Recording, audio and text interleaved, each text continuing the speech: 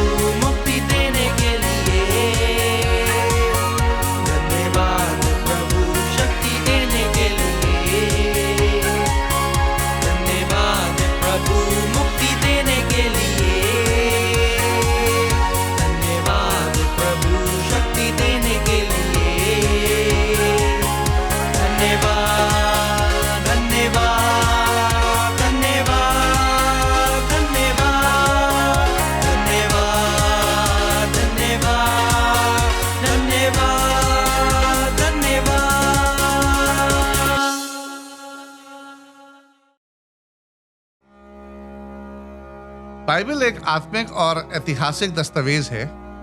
यह हमें केवल कुछ मुट्ठी भर राष्ट्रों के साथ परमेश्वर के व्यवहार की एक झलक देती है। और बाइबल जिन राष्ट्रों के बारे में बताती है वे किसी न किसी तरीके से इजराइल से जुड़े हुए थे, उस इजराइल राष्ट्र से जिसके द्वारा परमेश्वर ने हमें एक उद्धारकर्ता दिया। जबकि बाइबल में कई राष्ट्रों का उल्लेख नहीं है, तो हमें ये नहीं सोचना चाहिए कि परमेश्वर उन राष्ट्रों और जातियों के साथ किसी प्रकार का व्यवहार नहीं रखेगा। कई लोगों का सोचना है कि पुराने नियम में परमेश्वर ने सिर्फ इजराइल के साथ डील किया और अब वह केवल कलीसिया के साथ डील करता है। परमेश्वर के लिए हर राष्ट्र गिनती में नहीं आता, परंतु प्रियो, यह सच नहीं है। हाँ, हम जानते हैं कि ज्यादातर बाइबल विस्तार से दुनिया के केवल एक विशेष हिस्से का वर्णन करती है, परंतु इन विवरणों में बाइबल यह भी सिखाती है कि परमेश्वर के अन्य राष्ट्रों के साथ भी सीधे तौर पर परमेश्वर ने व्यवहार किए हैं। उदाहरण के तौर पर दानियल की किताब में हम पाते हैं कि दानियल उस सरदूत के बारे में बताता है जो फारस और यूनान से निपटने के लिए निकला था। प्रकाशित वाक्य में यूहन्ना अत्यधिक सिंबॉलिक भाषा में रोम और उसके साम्राज्य के साथ परमेश्वर के व्यवहार का वर्णन करता है।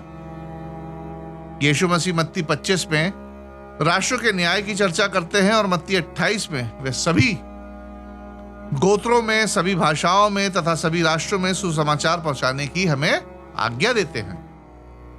बाइबल ने प्रत्येक राष्ट्र के साथ परमेश्वर के व्यवहार को प्रकट तो नहीं किया है, साथ ही केवल कुछ राष्ट्रों के बारे में हमें सीमित जानकारी दी है। इसका मतलब यह नहीं है कि परमेश्वर ने अन्य राष्ट्रों के साथ किसी भी प्रकार का व्यवहार नहीं किया है। हम इजराइल और बाइबल में बताए अन्य राष्ट्रों के साथ परमेश्वर के व्यवहार को ज्यादा नहीं, थोड़ा ही बहुत जानते हैं। कई बार इजराइल के राष्ट्र का दंड कई अन्य राष्ट्रों के लिए चेतावनी बना है कि जिस पाप के लिए परमेश्वर ने उन्हें दंडित किया था, उसी पाप के लिए वह अन्य राष्ट्रों को भी दंडित कर सकता है। दूसरे शब्दों में कहूं तो यदि किसी को देखना हो कि परमेश्वर अन्य राष्ट्रों के साथ कैसा व्यवहार करेगा, तो वह इजराइल के राष्ट्र का अध्ययन करें। तो वह यह पाएगा कि परमेश्वर सभी राष्ट्रों के साथ लगभग एक ही जैसा व्यवहार करता है जो उसकी आज्ञा के विरुद्ध चलते हैं। इसके उदाहरण के लिए आइए हम उस चेतावनी को देखें जो परमेश्वर ने इजरायलियों को भविष्यवक्ता आमोस के माध्यम से दी थी, और इस चेतावनी को आज हम अपने देश से जोड़ेंगे। इसलिए मैं आमोस के समय के इजराइल के पापों की तुलना आज के अपने देश से करूंगा। इससे हम देखेंगे कि उस समय के इजराइल और आज के समय के हमारे देश के बीच में क्या क्या सिमिलैरिटीज हैं, क्या क्या समानताएं हैं। और जब परमेश्वर ने उस समय इजराइल के साथ जो व्यवहार किया, वही व्यवहार परमेश्वर हमारे देश के साथ भी कर सकता है। आगे बढ़ने से पहले आमोस की पृष्ठभूमि पर हम एक नजर डालेंगे, ताकि जिन्हें आमोस या उस समय के इजराइल के इतिहास की जानकारी नहीं है, उन्हें उस समय की मूलभूत जानकारी प्राप्त हो सके। आइए हम देखें आमोस की पृष्ठभूमि, बैकग्राउंड ऑफ आमोस प्रॉफिट। आमोस नबी की सेवकाई यरोबाम द्वितीय के शासनकाल के दौरान थी। यरोबाम द्वितीय योआश का पुत्र था, जिसने 786 से 746 ईसा पूर्व तक इजराइल के उत्तरी राज्य नॉर्दर्न किंगडम पर शासन किया था। आज हम 5 या 10 साल की गवर्नमेंट से ऊब जाते हैं।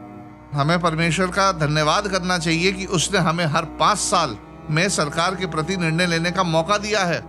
परंतु उस समय की सोचिए, जब एक राजा या उसका साम्राज्य 40 से 50 सालों तक रहता था। यदि कोई राजा दुष्ट होता था तो प्रजा को 40-50 सालों तक उसे सहना पड़ता था, वो भी बिना किसी आवाज उठाए।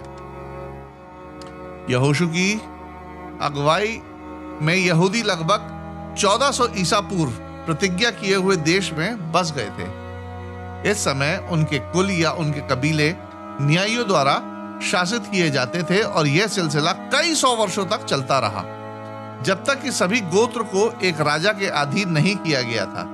और ये पहला राजा था शाऊल। राजा की गद्दी शाऊल से दाऊद के पास गई और फिर दाऊद के पास से उसके पुत्र सुलेमान के पास गई, जिसने इजराइल राष्ट्र के सबसे धनी और सबसे गौरवशाली काल के दौरान राज्य किया था। सुलेमान की मृत्यु के बाद बीच में गृह युद्ध का खतरा बढ़ा, जिसके परिणाम स्वरूप इजराइल का राष्ट्र 2 राज्यों में बंट गया, विभाजित हो गया। पहला उत्तरी राज्य जो इजराइल कहलाया और दूसरा दक्षिण राज्य जो यहूदा कहलाया। यह लगभग 931 ईसा पूर्व की घटना है। ये दोनों राज्य एक दूसरे के साथ और अपने पड़ोसी राज्यों के साथ शांति और युद्ध के चक्र से गुजरते रहे। कई बार ये दोनों राज्य एक दूसरे का सहयोग करके अन्य राज्यों के साथ युद्ध करते थे। आमोस की सेवकाई का समय दोनों राज्यों के विभाजित होने के लगभग 200 साल के बाद था। इसलिए यरोबाम द्वितीय विभाजन के बाद उत्तरी राज्य इजराइल पर शासन करने वाला 14वां राजा था। तो यह आपके लिए थोड़ा सा ऐतिहासिक दृश्य था। इस समय यरोबाम के शासन के समय तक दोनों राज्य अच्छी तरह स्थापित हो चुके थे। दक्षिण राज्य की राजधानी यरूशलेम थी और उत्तरी राज्य की राजधानी समरिया हुआ करती थी। प्रत्येक राज्य ने सामाजिक और आर्थिक कठिनाइयों के साथ साथ समृद्धि के समय का भी अनुभव किया था, प्रॉस्पेरिटी। उत्तरी राज्य दक्षिण राज्य के साथ शांति में था। साथ ही अन्य राष्ट्रों की राजनीतिक और सैन्य समस्याओं के कारण यरोबाम द्वितीय अपनी उत्तरी सीमा को विस्तार और सुरक्षित करने में सक्षम था। उत्तरी राज्य की अर्थव्यवस्था उनके व्यापार और करों की प्राप्ति के कारण काफी अच्छी थी।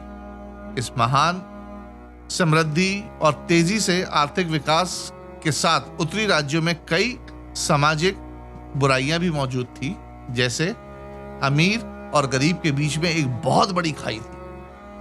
अमीर बहुत अमीर होते जा रहे थे और गरीब बहुत गरीब होते जा रहे थे। कानूनी व्यवस्था में अन्याय था, क्योंकि पैसों के माध्यम से व्यक्ति स्वयं के पक्ष में न्याय प्राप्त करने में सक्षम था। यह सिलसिला आज हमारे देश में भी चालू है। उत्तरी राज्यों में धर्म का धर्मनिरपेक्षीकरण हो रहा था, सेकुलराइजेशन, क्योंकि बाल उपासक अपने रीति रिवाजों को यहोवा की उपासना के साथ मिला रहे थे। इसलिए इस लालची, अन्याय और अधर्मी समाज में परमेश्वर अपनी आवाज के साथ आमोस को भेजता है।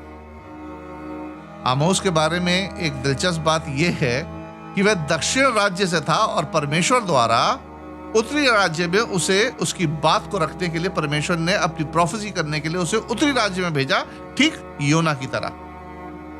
आमोस ना ही कोई शिक्षक था और ना ही कोई धार्मिक अगुआ, वह भेड़ बकरी का चराने वाला था। आमोस की चेतावनी और भविष्यवाणियां समृद्धि से अंधे और फूले हुए राष्ट्र को दंडित करने के लिए परमेश्वर की ओर से थी। यह वक्त को देखते हुए अध्याय दर अध्याय या पंक्ति दर पंक्ति पढ़ने का मेरे पास इतना समय तो नहीं है। समय को देखते हुए फिर भी जो मुख्य बातें हैं मैं उनको आपके सामने जरूर रखूंगा। सबसे पहले आमोस उन अन्य राष्ट्रों के विरुद्ध उनके पाप और उनके दंड की घोषणा करता है, जिनके द्वारा उत्तरी साम्राज्य ने कई लाभ उठाए थे, साथ ही उनके धार्मिक रीति रिवाजों की नकल भी की थी। इसके बाद वह उत्तरी इजराइल की असफलताओं पर ध्यान केंद्रित करता है, जो उनके समाज के पतन, गरीबों के उत्पीड़न, अमीरों और रसूख वालों के अन्याय और धार्मिक पाखंडों में देखे जाते थे। और फिर वह उनके विरुद्ध न्याय और विनाश के दर्शन को बताना शुरू करता है, साथ ही राष्ट्र को पश्चाताप करने की चेतावनी भी देता है। अंत में आमोस उत्तरी राज्य को उन दंड के प्रकारों के बारे में बताता है जिनका वे आगे अनुभव करने वाले थे, और फिर उस प्रतिज्ञा के साथ अपनी बात समाप्त करता है कि परमेश्वर अतः उन्हें अनुशासित करने के बाद एक बार फिर से पुनः स्थापित करेगा। प्रियो, ये पूरा एक दृश्य मैंने आपको बताया है, एक बैकग्राउंड आपको बताया है। मेन सरमन अब शुरू होता है। वैसे तो ये रूपरेखा हर भविष्यवक्ता और उनके लेखनों पर लागू होती है, परंतु इस पुस्तक में एक अनोखी चेतावनी दी गई है। वह केवल परमेश्वर के लोगों पर लागू होती है और आज इस उद्देश्य का और इस उपदेश का, इस मैसेज का जो सार है वो यही है। पूरे इतिहास में कई राष्ट्रों में किसी ना किसी रूप से भ्रष्ट समाज रहे हैं और परमेश्वर ने उन्हें दंडित भी किया है। जैसे उनकी शक्ति को हटा दिया, उनकी अर्थव्यवस्था को कम कर दिया या उनके क्षेत्रों को नष्ट कर दिया, तोड़ दिया। हमने इतिहास में प्राचीन बाबुल और रोम के साथ ऐसे होते हुए पढ़ा है और अपने जीवन काल में हमने रूस के साथ ऐसा होते हुए देखा है, जो एक महाशक्ति से पूरा गिर गया और टूट गया और आर्थिक पतन में चला गया। किसी भी राष्ट्र के लिए अपनी शक्ति, अपना धन, अपनी स्वतंत्रता को खोना एक बहुत बड़ा कठोर दंड है, चाहे वह मूर्ति पूजक राष्ट्र रोम हो, चाहे चुना हुआ राष्ट्र इजराइल ही क्यों ना हो। ध्यान दें, परंतु आमोस एक दंड का उल्लेख करता है जिसे परमेश्वर ने केवल और केवल विश्वास करने वाले राष्ट्र या राष्ट्र में विश्वास करने वाली कलीसिया के लिए ही सुरक्षित रखा है। और ये एक ऐसी सजा है जो भौतिक स्वतंत्रता जैसे धन, शक्ति आदि को भी फीका कर देती है। आमोस 8वें अध्याय की 10वीं और 11वीं आयतों में आमोस कहता है कि परमेश्वर राष्ट्र से क्या कहता है। आइए हम देखें कि परमेश्वर राष्ट्र से क्या कहता है। आमोस उसका 8वां अध्याय उसकी 10वीं आयत से मैं 11वीं आयत तक पढ़ूंगा, जहां इस प्रकार लिखा है, मैं तुम्हारे पर्वों के उत्सव को दूर करके विलाप कराऊंगा और तुम्हारे सब गीतों को दूर करके विलाप के गीत गवाऊंगा। मैं तुम सब की कटी में टाट बनाऊंगा और तुम सब के सिरों को मुंडवाऊंगा और ऐसा विलाप कराऊंगा जैसे एक लौते के लिए होता है, और उसका अंत कठिन दुख के दिन का सा होगा। परमेश्वर यहोवा की यह वाणी है, देखो ऐसे दिन आते हैं जब मैं इस देश में महंगी करूंगा। उस समय ना तो अन्न की भूख और ना पानी की प्यास होगी, परंतु यहोवा के वचन के सुनने ही की भूख प्यास होगी।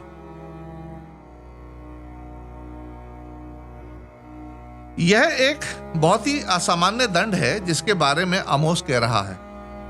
11वीं आयत का मतलब है कि परमेश्वर अब उनके लिए ना ही कोई भविष्यवक्ता, ना ही कोई शिक्षक भेजेगा। उनके लिए परमेश्वर का वचन लाने वाला कोई ना होगा। अंग्रेजी बाइबल में लिखा है फैमिन मतलब अकाल, कि अब उनके लिए परमेश्वर के वचन का अकाल होगा। परमेश्वर की गाइडेंस, मार्गदर्शन का अकाल पड़ेगा। क्या आपको पता है कि इस भविष्यवाणी के लगभग 60 सालों के बाद उत्तरी राज्य को उनके शत्रु अशूरियों द्वारा उन्हें तबाह कर दिया गया था और उत्तरी राज्य के लोगों को बंदी बना के अशूर का राजा ले गया हमेशा के लिए। फिर वो अन्य जातियों के बीच फैल गए और आपस में मिल गए। फिर वे कभी एक राष्ट्र या परमेश्वर के चुने हुए लोग नहीं बन पाए और आज तक उत्तरी राज्य खोया हुआ राष्ट्र कहलाता है, अ लॉस्ट ट्राइब। यह उनकी सजा थी। आज इस संदेश का मेरा उद्देश्य यही है कि यदि यह घटना उत्तरी राष्ट्र के साथ हो सकती है तो यह घटना हमारे साथ भी हो सकती है। परमेश्वर के पास आज भी ऐसा करने की सामर्थ्य है। प्रियो, आज भारत में करीब 3 करोड़ लोग मसीह हैं, जो कोई ईसाई देश की पॉपुलेशन या टोटल जनसंख्या से ज्यादा है। इसलिए हम भारत को एक विश्वासी राष्ट्र के रूप में ले सकते हैं। आज भारत में मसीह लोगों की संख्या बढ़ती जा रही है क्योंकि लोग यीशु मसीह की सच्चाई को जानकर उसे ग्रहण कर रहे हैं। जी हाँ मेरे प्रियो, आज हम एक विश्वासी राष्ट्र कहलाते हैं। मैं यहाँ इस समय कोई दुनिया के अंत का चित्र दिखाने नहीं आया हूं, जैसे आज कई लोग इन माहौलों को लेके बताते हैं अंत के दिन आ गए, यीशु मसीह आने वाला है। मैं केवल आमोस के दिनों के उस विश्वासी राष्ट्र इजराइल और आज के समय में अपने विश्वासी देश भारत के बीच में कुछ समानताओं की ओर इशारा कर रहा हूं, कुछ सिमिलैरिटीज को बता रहा हूं। आइए हम कुछ सिमिलैरिटीज को देखें। पहली, जब तक अशूरियों ने उत्तरी राज्य पर चढ़ाई नहीं की थी वे शांति के साथ थे, परंतु एक झटके में उनकी शांति हमेशा के लिए खो गई। आज हम भी अपने देश के शत्रुओं से घिरे हुए हैं। इन 10 सालों में हमारी आर्मी पर चीन ने, पाकिस्तान ने शायद सबसे ज्यादा हमले किए हैं। आज हम आतंकवाद के चलते, जातिवाद के चलते हमारे देश की शांति भंग हुई है।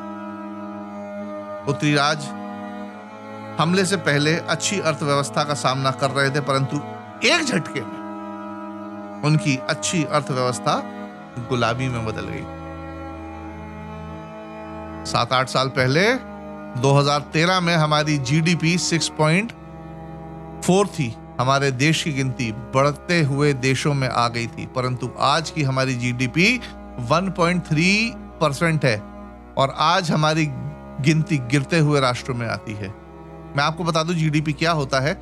जीडीपी मतलब होता है ग्रॉस डोमेस्टिक प्रोडक्ट। ये एक माप है जिससे देश की अर्थव्यवस्था की सेहत का पता चलता है।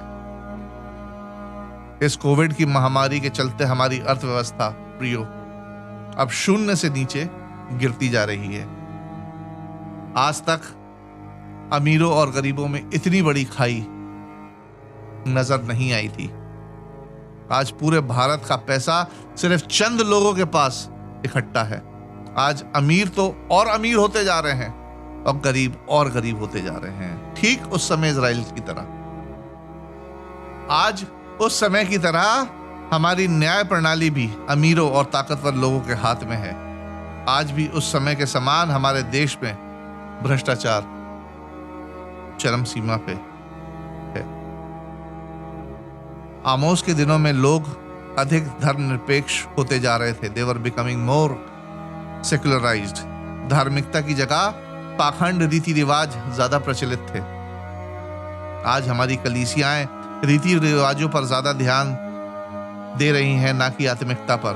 कई अगुवों के लिए चर्च लगाना सिर्फ एक ड्यूटी को पूरा करना रह गया है और आज के समय पाखंडियों की तो जैसे बाढ़ ही सी आ गई है। आज लोगों के लिए चर्च एक फैशन और प्रतिष्ठा का सिंबल बन के रह गया है कि हम फलाने चर्च को बिलोंग करते हैं, हम फलाने चर्च को बिलोंग करते हैं। कलीसिया के अंदर परमेश्वर की सच्ची आराधना मेरे प्रियो आज सिमट के रह गई है। उस समय और हमारे समय में एक महत्वपूर्ण समानता और है, और वो ये है कि परमेश्वर ने उन्हें चुने हुए लोगों के रूप में अन्य जातियों के लिए वचन की शिक्षा और गवाही के लिए जिम्मेदार ठहराया था। दूसरे शब्दों में कहूं तो वो लोग अन्य जातियों के लिए अंधकार में ज्योति थे। इसी तरह परमेश्वर ने हमें भी अपने पूर्ण साधनों के साथ, पूर्ण साधन चाहे आपके पास धन हो, परमेश्वर के वचन का ज्ञान हो, योग्यताएं हो, आपके पास टैलेंट हो, इत्यादि इत्यादि, पूरे भारत देश में सुसमाचार फैलाने की हम मसीहों को जिम्मेदारी दी है। आज हम मसीह लोग अन्य जातियों के लिए ज्योति के समान हैं। आप क्या सोचते हैं कि जो दंड परमेश्वर ने उनको दिया है, क्या वो हमें नहीं दे सकता? जवाब है, समस्त पृथ्वी और पूरी मानव जाति का रचयिता तो परमेश्वर ही है और वो हमें भी ऐसे दंड दे सकता है। मेरे प्रिय, आज एक ना दिखाई देने वाले वायरस ने क्या से क्या नहीं कर दिया। हमारे देश में तबाही मचा दी, हमें महीनों घरों के अंदर बंद कर दिया, हमारे देश की अर्थव्यवस्था को चौपट कर दिया, भूखमरी फैला दी और हमें कई वर्षों तक पीछे धकेल दिया।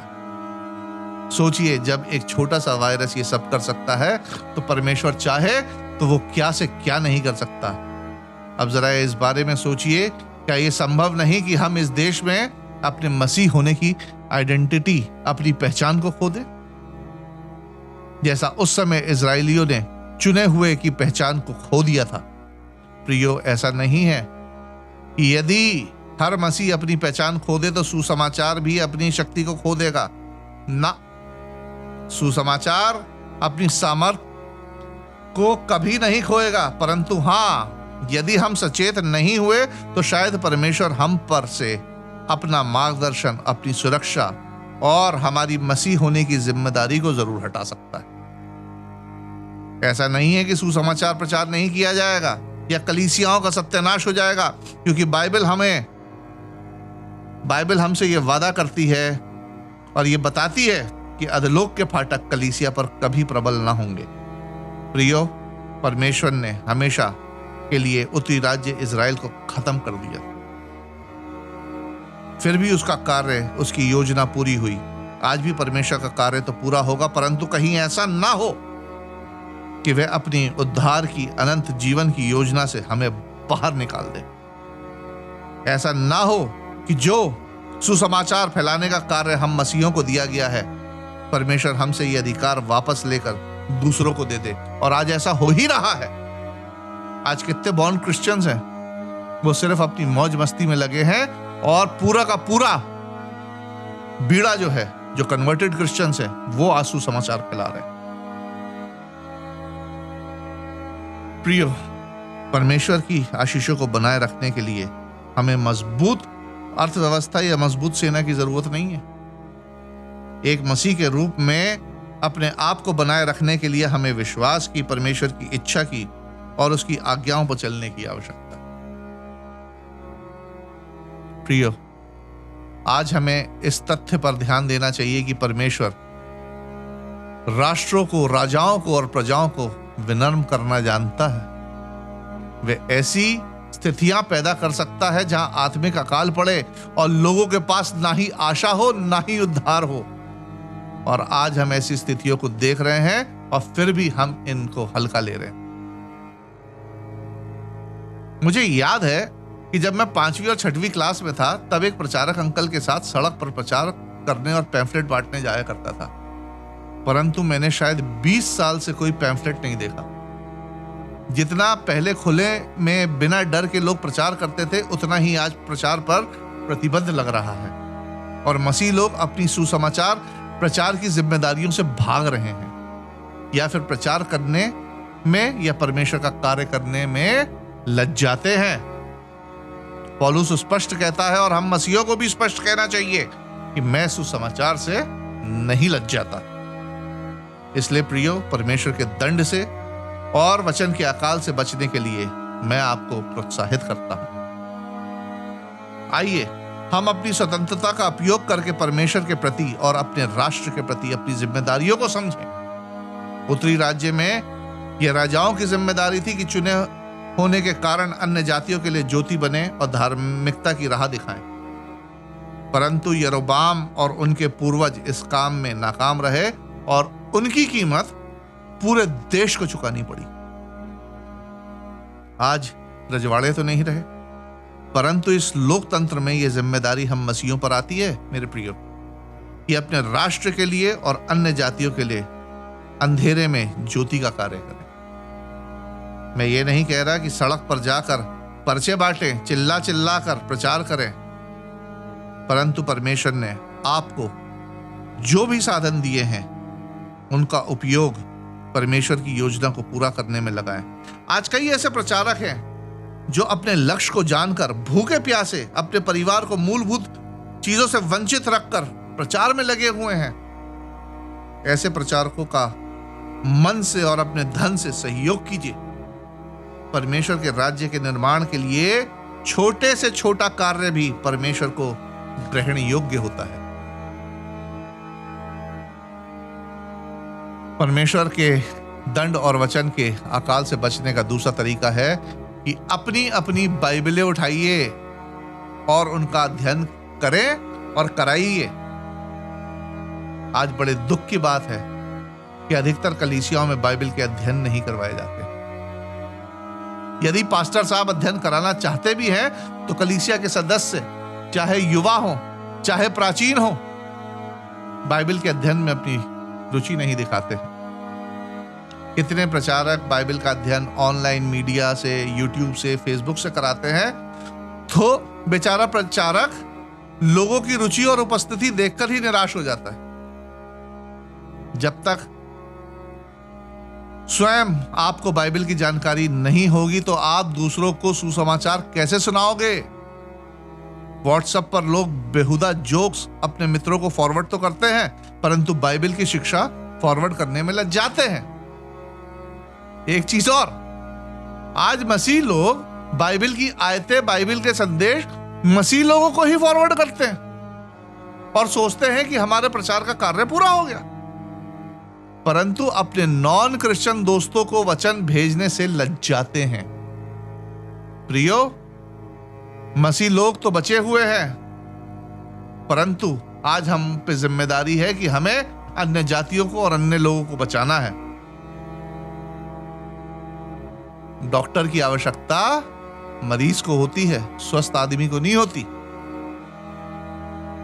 बाइबल की शिक्षाओं को फॉरवर्ड करना भी एक पैम्फलेट बांटने जैसा है। आपको नहीं मालूम कौन सा वचन किसके जीवन में कार्य कर जाए।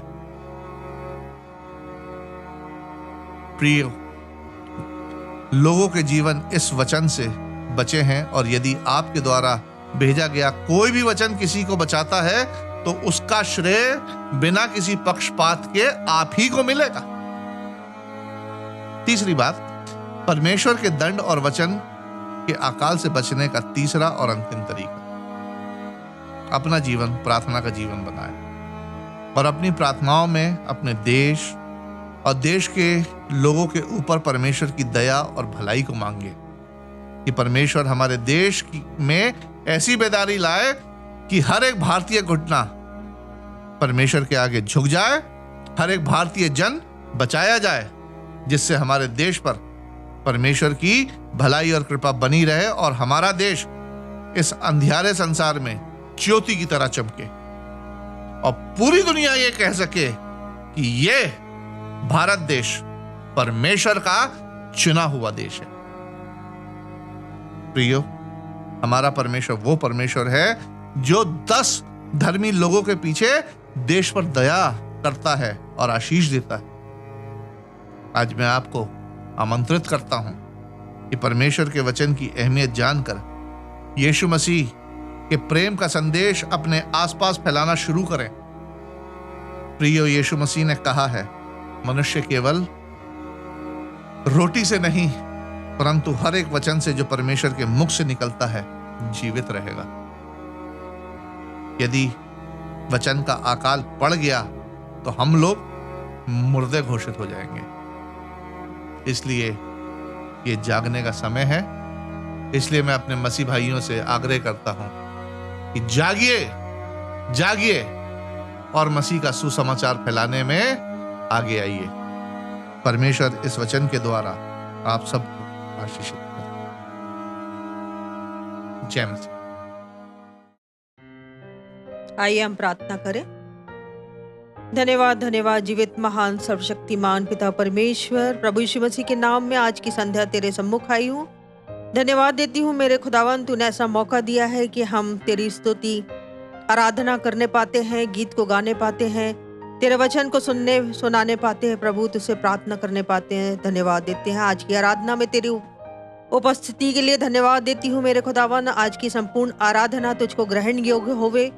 मेरे खुदावन, जितने लोग इस आराधना में सम्मिलित होते हैं और तेरे वचन को सुनते हैं, मेरे खुदावन हर एक के जीवन में तेरा वचन कार्य करने पाए। हर एक लोग मेरे खुदावन तेरी सच्चाई को समझने पाए, पिता परमेश्वर तेरे नजदीकी में आने पाए।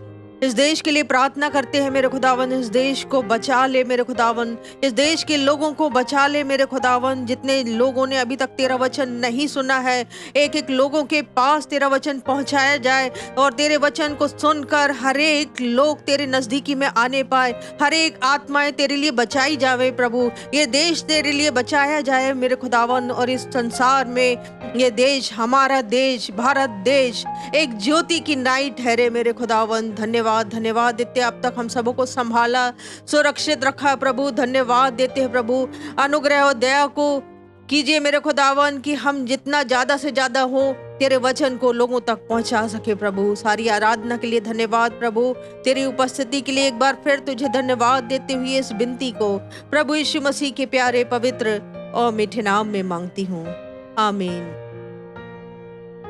यदि आप हमारी इन आराधनाओं के द्वारा आशीषों को प्राप्त कर रहे हैं तो मेहरबानी से ज़्यादा लोगों को शेयर करिए ताकि और भी लोग इन आशीषों को प्राप्त कर सके। इसी तरह हम आने वाले रविवार को भी स्तुति, आराधना, वचन के माध्यम से आपके सामने उपस्थित होंगे। तब तक के लिए जय मसीह।